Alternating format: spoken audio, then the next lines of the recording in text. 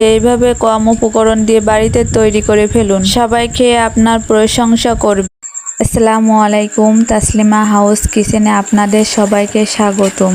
আজকে আমি খুব সহজে এবং সুস্বাদু একটি নুডলস রেসিপি তৈরি করে দেখাবো। প্রথমে গরম পানিতে নুডলসগুলো ভালোভাবে সিদ্ধ করে নিচ্ছি।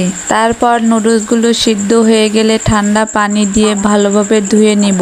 এরপর একটি প্যানে সামান্য তেল গরম করে পেঁয়াজ ও কাঁচামরিচ হালকা ভেজে নিচ্ছি। পেঁয়াজগুলো সুন্দর করে নাড়িয়ে চাড়িয়ে ভেজে নেওয়ার পরে হালকা একটু লবণ দিয়ে দিব। লবণ দিয়ে হালকা কিছুক্ষণ নাড়াচাড়া করে তারপর একটি ডিম ভেঙে দিয়ে ভালোভাবে নেড়ে ভেজে নিব।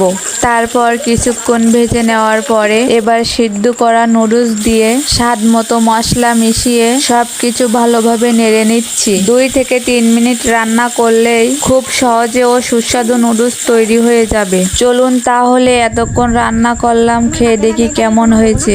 সত্যি বলতে ভীষণ মজার হয়েছে। এইভাবে কম উপকরণ দিয়ে বাড়িতে তৈরি করে ফেলুন, সবাই খেয়ে আপনার প্রশংসা করবে। ভিডিওটি ভালো লাগলে একটি লাইক দিয়ে কমেন্ট করে আপনাদের মতামত জানাবেন এবং এমন আরো সহজ রান্নার ভিডিও পেতে তাসলিমা হাউস কিচেন চ্যানেলটি সাবস্ক্রাইব করে পাশে থাকুন। আল্লাহ হাফেজ।